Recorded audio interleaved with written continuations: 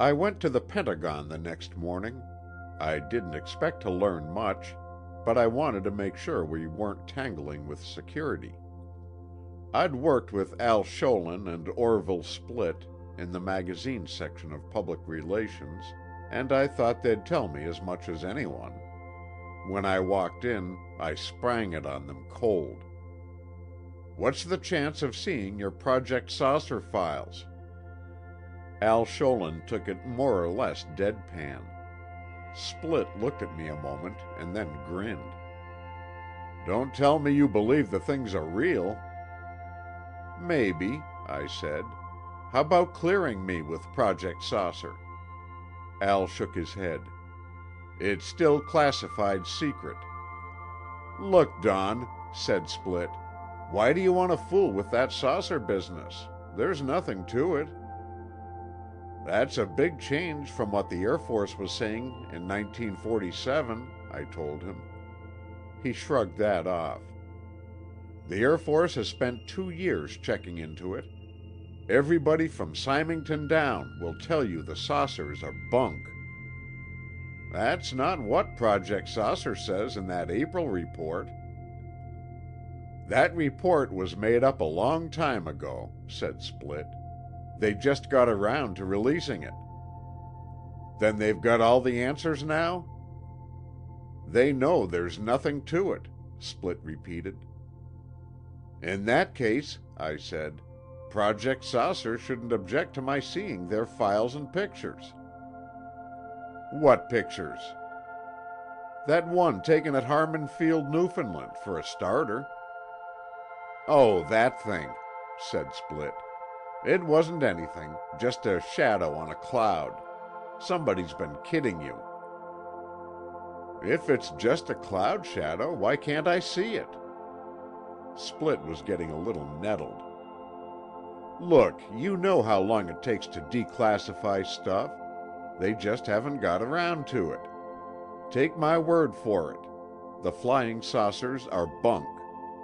I went around with Sid Shallot on some of his interviews. What he's got in the Post is the absolute gospel." "It's funny about that April 27th report," I said, "the way it contradicts the Post." "I tell you that was an old report." "I wouldn't say that," Al Sholin put in. "The Air Force doesn't claim it has all the answers, but they've proved a lot of the reports were hoaxes or mistakes." "Just the same," I said, "the Air Force is on record, as of April 27th, that it's serious enough for everybody to be vigilant, and they admit most of the things, in the important cases, are still unidentified, including the saucer Mantell was chasing." "That business at Godman Field was some kind of hallucination," insisted Splitt. "I suppose all those pilots and Godman Field officers were hypnotized? Not to mention several thousand people at Madisonville and Fort Knox?" "Take it easy, you guys," said Al Sholin. "You've both got a right to your opinions." "Oh, sure," said Splitt. He looked at me, with his grin back. "I don't care if you think they're men from Mars." "Let's not go off the deep end," I said. "Tell me this. Did Shallot get to see any secret files at Wright Field?" "Absolutely not." "Then he had to take the Air Force word for everything?" "Not entirely. We set up some interviews for him." "One more thing, and don't get mad. If it's all bunk, why haven't they closed Project Saucer?" "How do I know? Probably no one wants to take the responsibility." "Then somebody high up must not think it's bunk," I said. Splitt laughed. "Have it your own way." Before I left, I told them I was working with True. "I want to be on record," I said, "as having told you this. If there's any security involved, if you tell me it's something you're working on, naturally I'll lay off." Al Sholin said emphatically, "It's not an Air Force device, if that's what you mean." "Some people think it's Russian." "If it is, I don't know it," said Al, "and neither does the Air Force." After I left the magazine section, I tried several officers I knew. Two of them agreed with Split. The third didn't. "I've been told it's all bunk," he said, "but you get the feeling they're trying to convince themselves. They act like people near a haunted house. They'll swear it isn't haunted, but they won't go near it." Later, I asked a security major for a copy of the Project Saucer report. "We're out of copies right now," he said. "I'll send you one next week." I asked him bluntly what he thought the saucers were. "I doubt if anybody has the full answer," he said seriously. "There's been some hysteria, also a few mistakes. But many reports have been made by reliable pilots, including our own. You can't laugh those off." As I drove home, I thought over what I'd heard. All I had learned was that the Air Force seemed divided. But that could be a smokescreen. In less than 24 hours, I received my first suspicious tip. It was about 10 a.m. when my phone rang. "Mr. Keyhoe, this is John Steele," said the voice at the other end. Because of the peculiar role he played, then and later, I have not used his real name. "I'm a former Air Force intelligence officer. I was in the European theater during the war." I waited. He hesitated a moment. "I heard you're working on the flying saucer problem," he said quickly. "I may have some information that would interest you." "Mind telling me who told you I was on it?" I asked. "No one, directly. I just happened to hear it mentioned at the press club. Frankly, I've been curious about the flying saucers ever since '45. That startled me, but I didn't tell him so. "Do you have any idea what they are?" Mr. Steele said. "No, I've just begun checking, but I'd be glad to hear what you've got." "I may be way off," said Steele, "but I've always wondered about the Foo Fighters our pilots saw over Europe near the end of the war." I thought for a second. "Wasn't that some kind of anti-aircraft missile fired from the ground?" "No. Intelligence never did get any real answer, so far as I know. They were some kind of circular gadgets, and they actually chased our planes a number of times. We thought they were something the Nazis had invented, and I still think so." "Then who's launching them now?"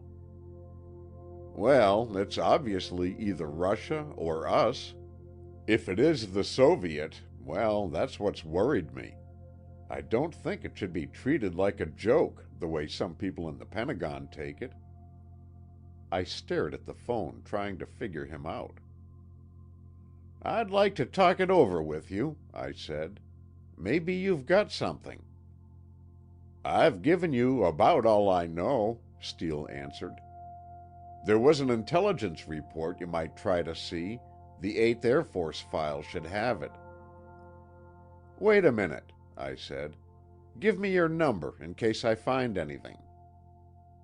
He gave it to me without apparent hesitation. I thanked him and hung up, still wondering. If it was an attempt at a plant, it was certainly crude. The mention of his former Air Force connection would be enough to arouse suspicion, unless he counted on his apparent frankness to offset it. And what about the press club angle? That would indicate Steele was a newspaper man. Could this be merely an attempt to pump me and get a lead on True's investigation? But that would be just as crude as the other idea. Of course, he might be sincere. But regardless of his motives, it looked bad. And who had told him about me? I thought about that for a minute. Then I picked up the phone and dialed Jack Daly's number. "Jack, do you know anyone named John Steele?" I asked him. "I think he's a newspaper man."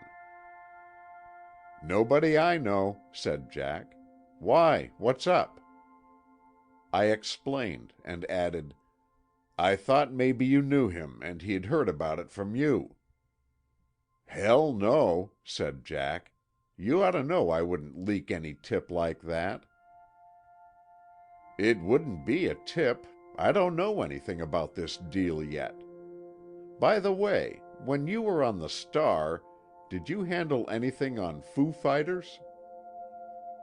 "No, that was after I left there. Bill Shippen would have covered that anyway." I told him I would look it up in the Star's morgue. Jack said he would meet me there at 3 o'clock.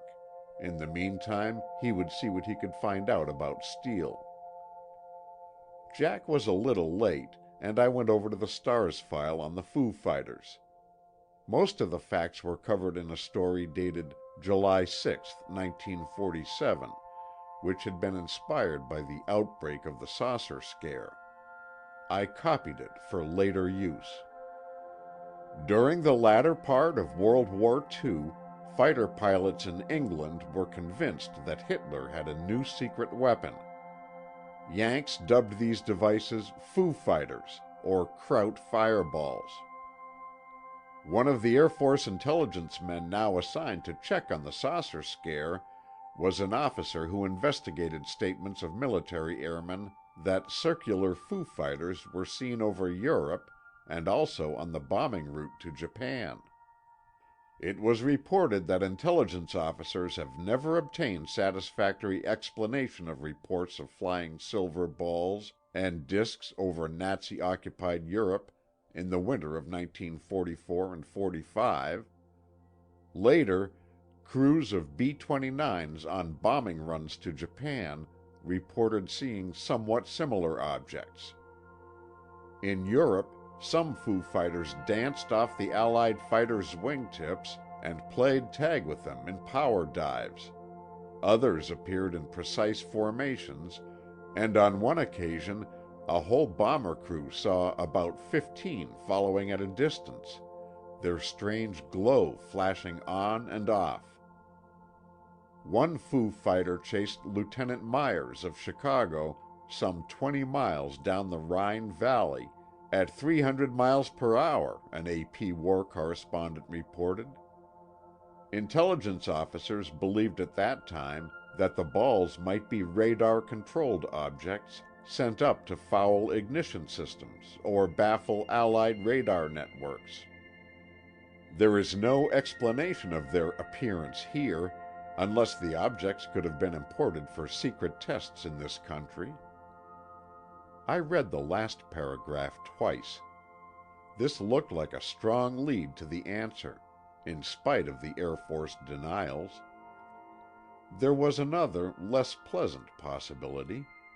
The Russians could have seized the device and developed it secretly, using Nazi scientists to help them. Perhaps the Nazis had been close to an atomic engine, even if they did fail to produce the bomb. Jack Daly came in while I was reading the story again. "I got the dope on Steele," he said. "He does pieces for a small syndicate, and I found out he was in the Air Force. I think he was a captain. People who know him say he's okay, a straight shooter." "That still wouldn't keep him from giving me a fake tip if somebody told him it was the right thing to do." "Maybe not," said Jack. "But why would they want to plant this Foo Fighter idea?" I showed him the clipping. He read it over and shook his head. "That's a lot different from discs 300 feet in diameter. If we got the principle, or Russia did, building big ones might not be too hard." "I still can't swallow it," said Jack. "These things have been seen all over the world. How could they control them that far away and be sure they wouldn't crash? where somebody could get a look and dope out the secret. We argued it back and forth without getting anywhere. "I'd give a lot to know Steele's angle," I said. "If you hear anything more on him, give me a buzz." Jack nodded. "I'll see what I can do, but I can't dig too hard or he'll hear about it." On the way out, I found a phone booth and called Split. "Foo Fighters?" he said. "Sure, I remember those stories. You think those are your flying saucers?" I could hear him snicker. "Just checking angles," I said. "Didn't the 8th Air Force investigate the Foo Fighters?" "Yes, and they found nothing to back up the pilot's yarns. Just war nerves, apparently." "How about a look at the intelligence report?" I asked. "Wait a minute." Split was gone for twice that time, then he came back. "Sorry, it's classified." "If all this stuff is bunk, why keep the lid on it?" I demanded. I was getting sore again. "Look, Don," said Split, "I don't make the rules." "Sure, I know. Sorry," I said. I had a notion to ask him if he knew John Steele, but hung up instead. There was no use in banging my head against the Air Force wall.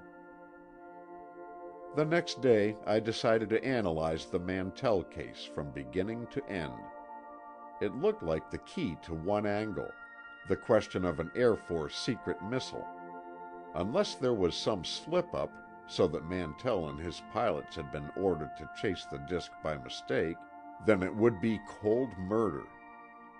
I couldn't believe any Air Force officer would get such an order, no matter how tremendous the secret to be hidden. But I was going to find out, if possible.